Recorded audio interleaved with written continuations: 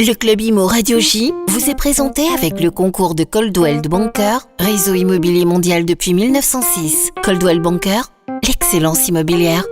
Radio J. Le Club Imo Radio J, Marc Ezrati.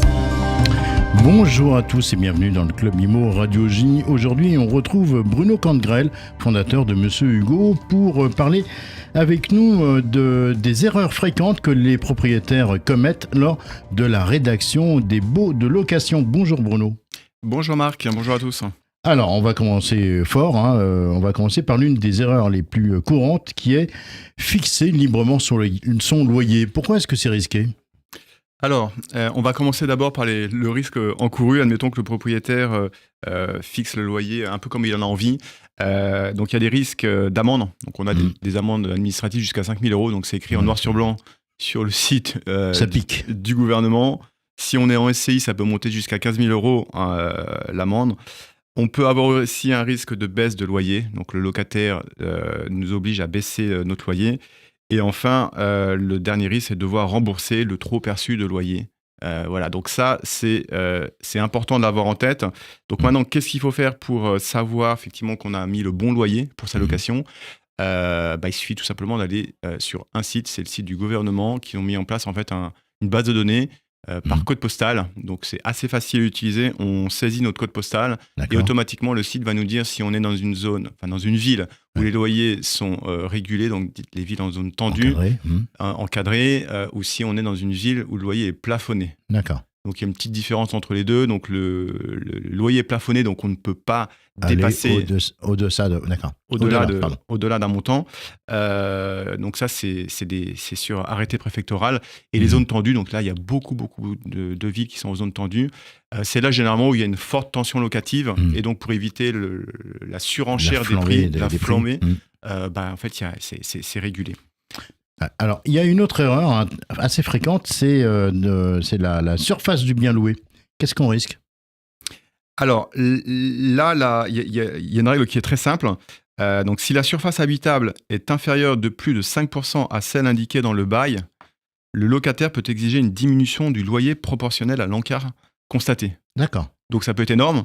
Si on prend un petit exemple, par exemple, un locataire mesure une surface de 29 mètres carrés, alors que sur le bail de location, la surface est de 33 mètres carrés.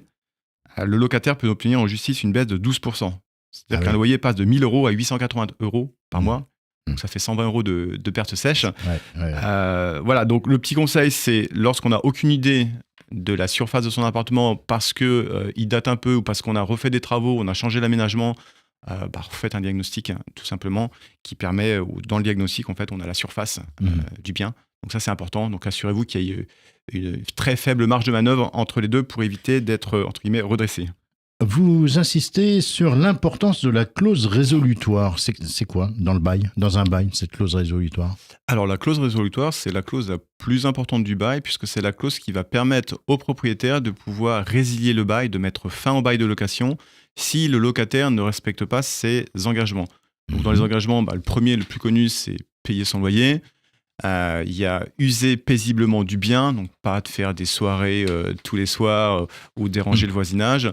C'est fournir son attestation d'assurance, etc. Donc ça, ce sont des choses qui sont encadrées par la loi. Et cette clause résolutoire permet notamment, si vous prenez une garantie loyer impayé par la suite, ça permet à l'assureur de pouvoir mettre en place toutes les procédures juridiques. En tout cas, ça les accélère pour pouvoir mettre le locataire dehors si ses engagements ne sont pas respectés.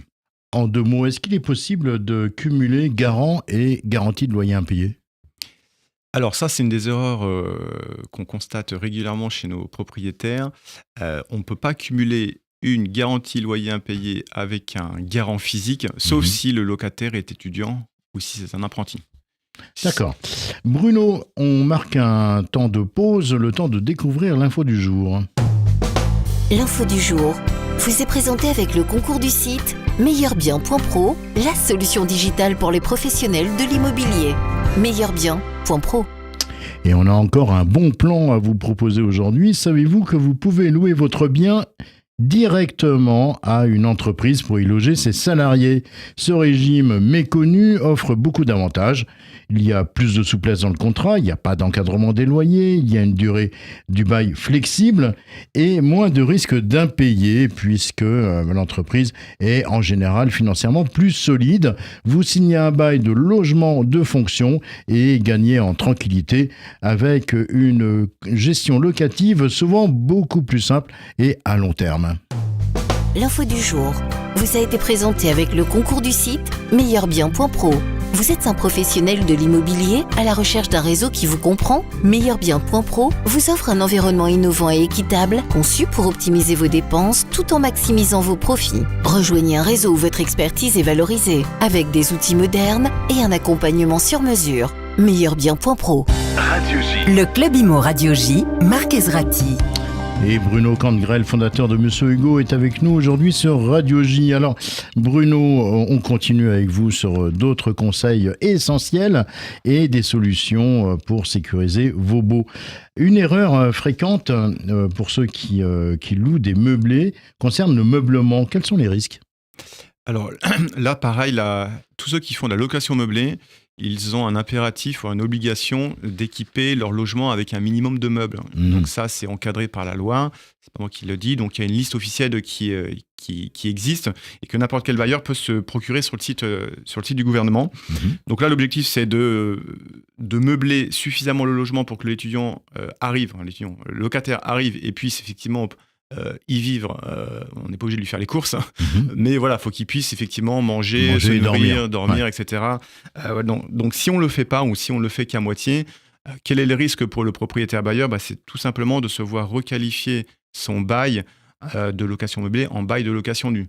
Donc ça, c'est un impact financier direct, puisque tous ceux généralement qui ont choisi de faire de la location meublée, c'est parce qu'il y avait un avantage fiscal, notamment via l'amortissement du bien. Donc ça peut dégrader la rentabilité. Et puis, un bail meublé, le locataire est engagé pendant 1 an. Alors, sur un bail de location nue, on est sur une durée de 3 ans. Quelle solution vous recommandez pour les propriétaires pour leur éviter des erreurs et rédiger un bail conforme à la réglementation ? Alors, il y a 3 solutions que je recommande aujourd'hui. La première solution, celle qui existe depuis toujours, passer par une agence immobilière à qui vous allez déléguer la mise en location. Donc, vous mettez en place un mandat de recherche de locataire. Et là, le professionnel, en fait, va vous faire un bail de location conforme à la réglementation. Donc ça, généralement, ça coûte à peu près 1 mois de loyer pour une mise en location et ça intègre l'ensemble du processus de mise en location, le dépôt d'annonce, la visite, la rédaction du bail, l'état des lieux. Une entreprise comme la vôtre, comment elle aide les propriétaires bailleurs, justement ? Donc, nous, de notre côté, on propose une application juridique de rédaction de contrat de bail. Donc, ça permet aux propriétaires... Avec les dernières évolutions, c'est ça, le réglementaire. Tout à fait. En fait, notre applicatif et nos algorithmes qu'on a développés tiennent compte de la réglementation et vont adapter les différentes clauses du bail pour être conformes au profil de la location, au profil du locataire. Donc, concrètement, le propriétaire qui n'a pas de connaissances juridiques ou qui n'a pas envie de suivre l'actualité juridique, nous, derrière, on s'engage à lui mettre à disposition un bail conforme. Donc, il le rédige en ligne, il pourra le télécharger et le signer électroniquement par la suite. Un dernier conseil pour les propriétaires, notamment, qui nous écoutent aujourd'hui sur Radio J ? Oui, tout à fait. Le dernier conseil. Je suis en train de me perdre dans mes... Oui, donc effectivement, je me perdais. Donc c'est de ne pas vivre sur ses acquis. Donc des propriétaires bailleurs qui auraient un logement depuis 10 ans se diraient je vais réutiliser mon bail de location que j'ai fait il y a 10 ans. C'est pas forcément la bonne solution puisque la réglementation change, les clauses changent, les actes de caution solidaire changent. Donc toujours repartir ou faire la démarche de repartir des derniers articles de loi pour être sûr d'avoir les bons documents contractuels puisque c'est ce qui va en fait louer cette relation commerciale entre le propriétaire et le bailleur. Merci beaucoup Bruno Candgrel, fondateur de Monsieur Hugo, pour tous ces conseils. On se retrouve lundi prochain. Le Club Imo, c'est terminé pour aujourd'hui. Et d'ici là, on vous souhaite de très belles fêtes à toutes et à tous. Merci. Le Club Imo Radio J vous a été présenté avec le concours de Coldwell Banker, réseau immobilier mondial depuis 1906.